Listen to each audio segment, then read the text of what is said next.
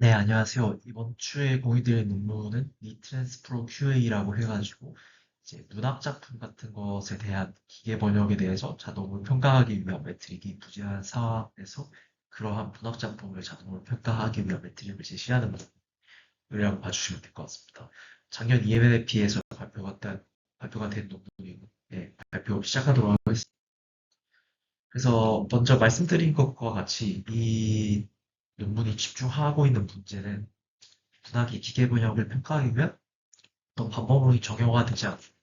그런 적절한 방법론이 존재하지 않는다는 것에서 출발을 합니다. 그래서 기존의 이제 기계 번역을 평가하는 매트릭들은 이제 크게 좀 더 클래식한 방법들, 뭐 블루라던가 이제 인코더 모델을 기반으로 학습이 된 코멧이라고 하는 모델, 그리고 최근에는 이제 LLM에서 쪽지 방법론들이 이제 많이 활용이 되는데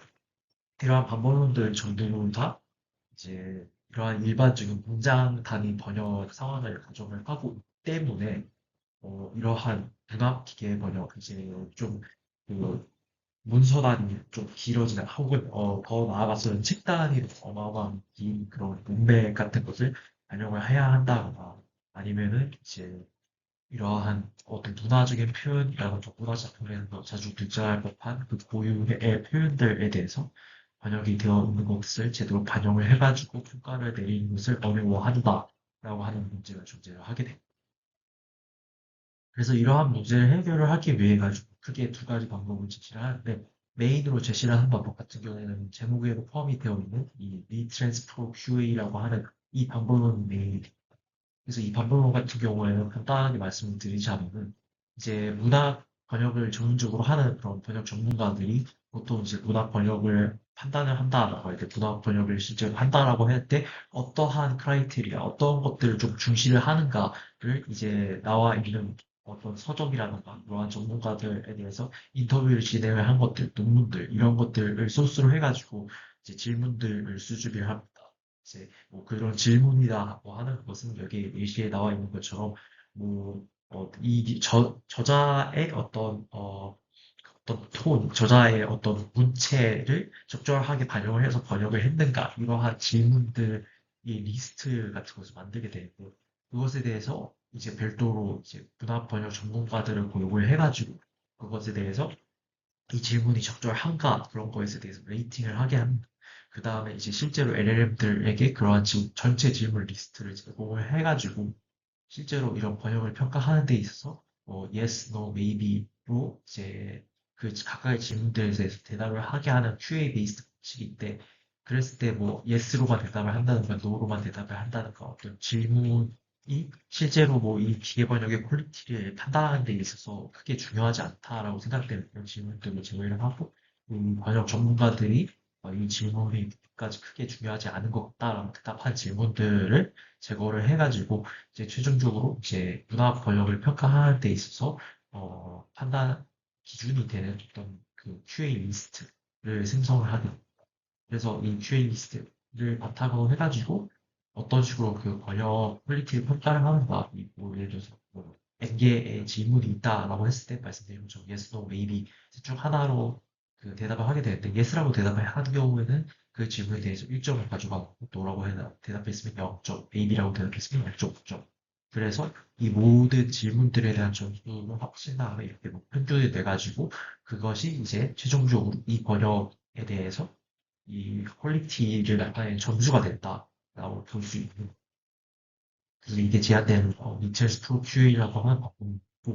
그리고 아까 말씀드린 추가로 한 가지 방법을 더 제안을 한다고 하는데 이것 같은 경우에는 기존에 존재하는 이제 소타 기계번역 평가 매트릭 중에 하나인 코맵이라고 하는 것이 있는데 이 코맵 모델들이 문학 번역에 대해서 제대로 작동을 하지 못하는 것이 이러한 모델들을 학습을 함에 있어서 보통 보게 된 데이터가 뉴스 도메인이라든가 스템 도메인 같은 어떤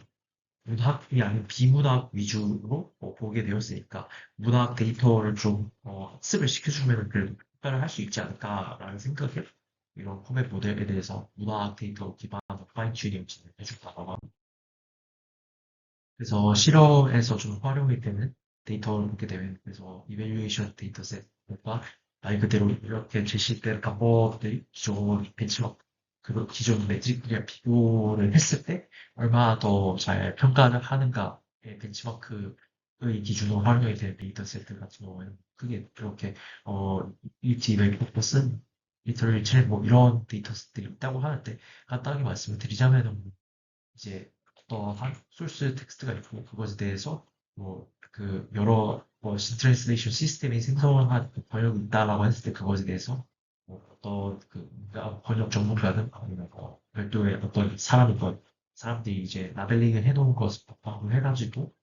이제 이 뭐 예를 들어서 인간 번역 전문가가 이 번역에 대해서 어떻게 평가를 해놓은 것이 뭐 다른 그 시스템보다 더 낫다라고 했을 때 그 인간 전문가의 평가와 얼마나 그 매트릭이 비슷한 평가를 낼 수 있는가를 기준으로 평가를 해준다라고 보시면 될 것 같습니다. 뒷페이지에서 자세하게 더 설명도 그리고 엑스코메스를 기반으로 해가지고 코맥 모델을 보다 번역 평가에 맞게 좀 더 추가로 학습을 한다고 했는데 그것에 대해서 파인 튜닝 하는 데 있어서도 이러한 데이터의 서브셋을 활용을 하거나 WMT가 되어 있는 데이터를 추가로 활용을 한다라고 기재가 되어 있습니다. 그래서 이제 실험 결과를 보게 되면은 앞서 말씀드린 것 같은 그런 데이터를 활용을 해가지고 그러니까 크게 두 가지 요소로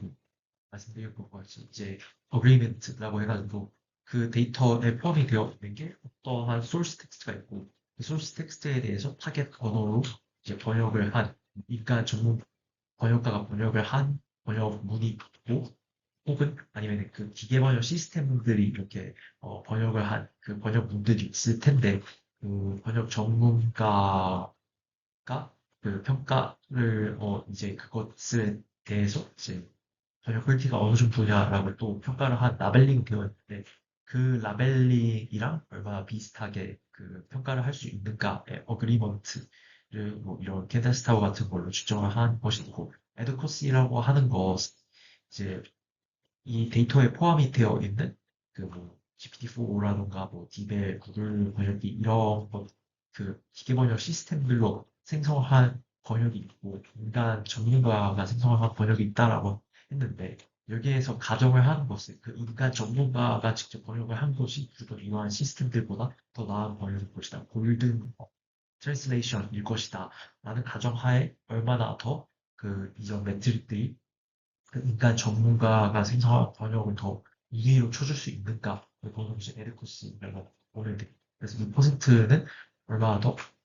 페어와이즈로 비교를 했을 때 인간 전문가의 번역을 높은 점수를 쳐줬느냐의 비율이라고 봐주시면 될 것 같습니다.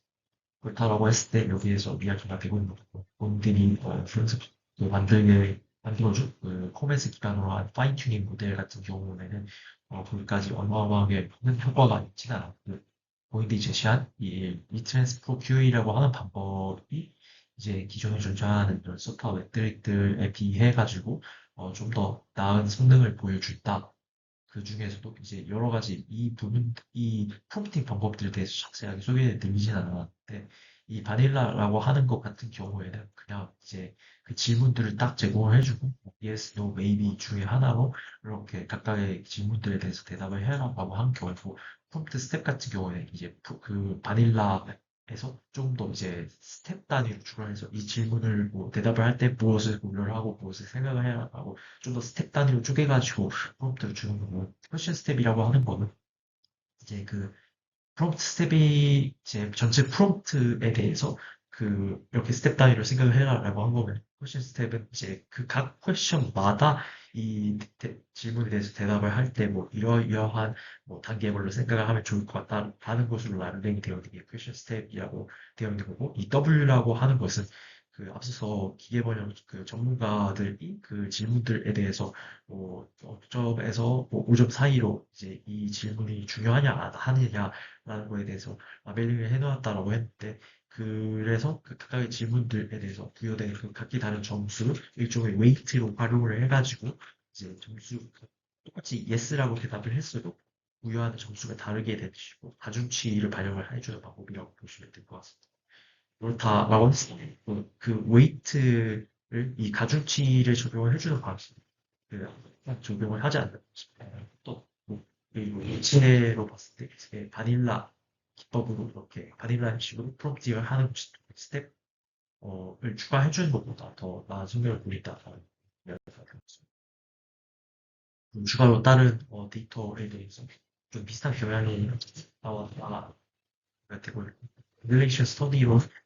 이제 질문들이 또 이제 세부적으로 그 여섯 가지의 팩터 이제 그 에스펙트도 자세하게 구분되게 되는데 그 에스펙트의 한 가지만을 거나 아니면 그 특정 엑스펙트를 제거를 했을 때 어떤 성능이 나타나게 되는지에 대해서 되게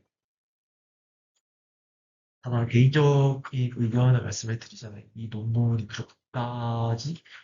되게 엄밀하다라고 느껴지진 않았고요. 가장 좀 걸리는 부분은 이제 이러한 그 번역 평가에 있어 단순히 페어와이즈로 어떤 번역이 더 나아가는 분간해내는 수준에 머무른다는 느낌이 좀 강하게 들어있고 그래서 이제 구체적으로 이제 어떠한 번역이 문제를 한다 했을 때 이제 그것이 더 이 번역이 퀄리티가 떨어진다라고 하면 왜 구체적으로 어떤 부분에 문제가 있어가지고 퀄리티가 떨어지는지 그래서 이러한 부분에 문제가 있으니까 이런 부분을 좀 개선을 해주면 또 고쳐주면 나을 것 같다라는 부분이 전혀 커버가 되지 않는 그런 방법이지 않나 좀 한계가 있는 거. 추가적으로 데이터 같은 경우도 이제 벤치마크에 포맷이 포함된 것만 봐도 알 수 있다시피 이제 포맷이 사실 그 엄청나게 긴 컨텍스트를 받아들이지 못하고 내가 인풋할 수 있는 컨텍스트가 512 토큰 사이즈까지만 가능한데 여기서 장르, 뭐 문화